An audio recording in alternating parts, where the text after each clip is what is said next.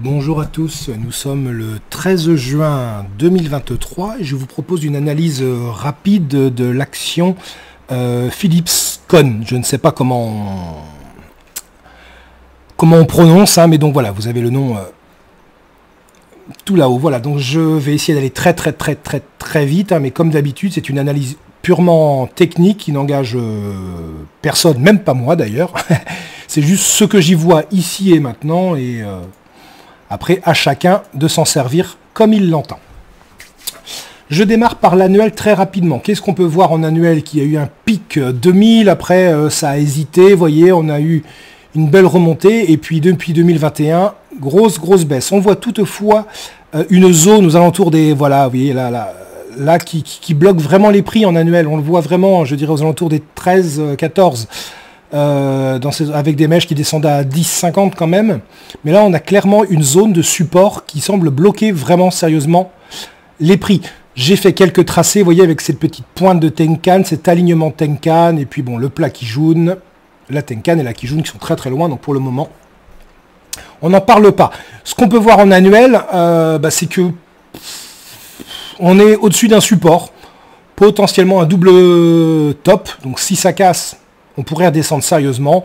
Pour le moment, la zone ici ne casse pas, donc c'est trop tôt pour parler de vente. On est sur support. C'est tout ce que je regarde, c'est qu'on est sur support. Je passe en mensuel. En mensuel, c'est très intéressant. C'est très intéressant parce que la première chose, pardon, je vais trop vite. La première chose que je regarde, c'est je me dis j'ai un Kumo plutôt baissier. Mais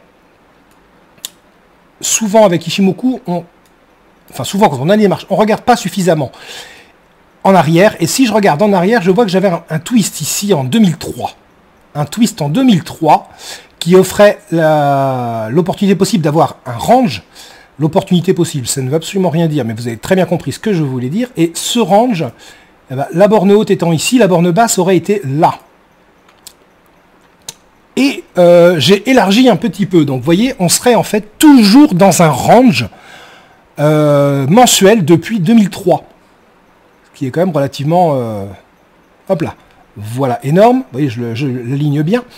On voit que les prix sont montés. Alors j'ai élargi un petit peu ma vision en mettant cette zone rouge de support, vous voyez, qui prend en compte la mèche la plus basse et cette petite mèche là, parce qu'on voit que tous les prix ont bloqué dans cette zone rouge, sans forcément aller jusqu'à la borne basse d'ailleurs.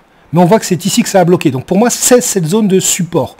Et si je reviens un peu plus ici et maintenant, je vois que cette zone de support a repoussé les prix qui ont fini par casser la Tenkan. Donc déjà, c'est un premier signe de faiblesse dans la tendance baissière que l'on peut observer. On peut voir que les prix bloquent sous la petite pointe de Shiku, pas du tout, pointe de Tenkan annuel que je viens de tracer. On peut également voir ici le niveau annuel, le plat Tenkan annuel ici, qui correspond à une zone marron. Cette zone marron, en fait, c'est une zone où on retrouve à l'intérieur plusieurs résistances. Je ne vais pas toutes les tracer pour faire simple, mais elles regroupent depuis ce long plat SSB, on va retrouver cette résistance, pardon, ce petit plat SSB, ce plat Kijun aligné à ce plat SSB, plat Kijun, SSB, etc., jusqu'à celui-ci, vous voyez. À l'intérieur de cette zone marron, on a beaucoup de résistance à casser. On pourrait donc dire que là, nous avons un premier rebond sur la zone rouge, cassure de Tenkan, faiblesse dans la tendance baissière qu'on peut observer ici, et si les prix viennent à casser la zone marron, on peut supposer fort logiquement un retour vers la Kijun mensuelle, pourquoi pas. Si je passe en hebdomadaire,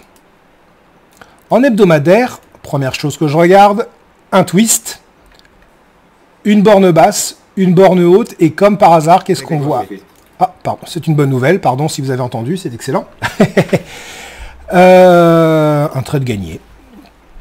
Oui, j'ai un très bon, vous avez peut-être entendu, j'ai un très beau, comment dire, très belle alarme qui m'a dit que le Take Profit en direct.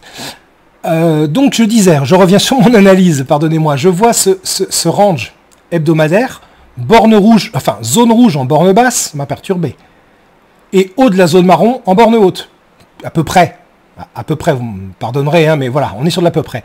Là, ici et maintenant, on est au milieu hein, de la partie haute du range. Donc les prix sembleraient se diriger vers la borne haute du range hebdo. Mais comme voilà, on nous l'enseigne, cassure de zone d'équilibre, repli. Alors, est-ce que le repli a eu lieu ou est-ce qu'il est en cours? Compliqué, pas évident à dire. En tout cas, ce qu'on peut se dire, c'est que si les prix revenaient travailler la Kijun Daily qui va remonter la semaine prochaine, hein, si les prix revenaient et effectuaient un chantier de retournement haussier, on pourrait anticiper, enfin anticiper pas du tout, on pourrait envisager voilà, un achat vers la borne haute du range hebdo. Mais là, ici et maintenant, pas évident. Donc, premier plan, haussier si les prix effectuent un repli sur Kijun et évidemment forment un chandelier de retournement. En journalier, on aura peut-être des choses plus claires parce que ce qu'on voit déjà, c'est qu'il y a eu un gros gap ici. On le voit entre le 21 avril et le 24 avril, là ce week-end. Il y a eu un gros gap et il y a une partie du gap qui n'a pas été comblée encore en gris ici. Vous l'avez peut-être vu sur les unités de temps supérieures tout à l'heure. Ce qu'on voit, c'est que le Kumo est orienté à la hausse, mais les prix ont cassé la Kijun. Et la Tenkan pour recasser la Tenkan. Donc, ce qu'on voit, c'est que cette tendance haussière est remise en cause pour le moment. La Chikou est également sous les prix. Donc, on a des résistances.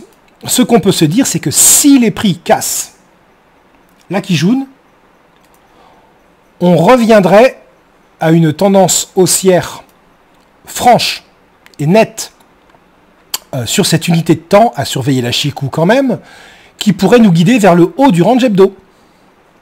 Si en revanche les prix redescendent au contact de la Kijun hebdo qui était ici, on pourrait observer la formation d'un twist et pourquoi pas d'un range daily.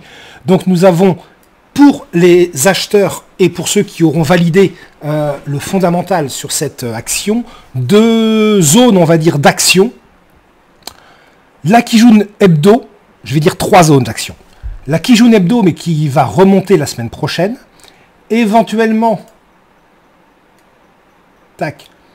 le niveau de la Kijun hebdo qui est également la Tenkan mensuelle qui pourrait correspondre, je vais le mettre, vous voyez, en tiret à un potentiel range daily à venir, mais là on en est très loin, hein, on est bien d'accord, il est beaucoup trop tôt pour en parler pour le moment, mais donc nous aurons ce niveau qui correspond à la Tenkan mensuelle, donc je vais dire soit la Kijun hebdo si les prix retracent jusqu'à elle, ou la Tenkan mensuelle qui pourrait faire office de bas de range daily, soit comme on n'est pas encore en range, la cassure de la Kijun daily validerait un retour aussi sur cette unité de temps et pourrait nous orienter directement vers le haut du range hebdo, le haut de cette zone marron. Et puis pour revenir sur cette zone marron, je reviens sur le mensuel.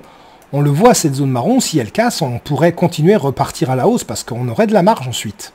Donc cette zone marron serait un premier objectif. Après, pour les investisseurs, on pourrait laisser courir. Voilà, j'espère que j'ai été clair et très rapide. Je vous souhaite une excellente journée et n'hésitez pas surtout à me dire ce que vous en pensez, si vous n'êtes pas d'accord, au contraire, hein, bien évidemment. Au revoir.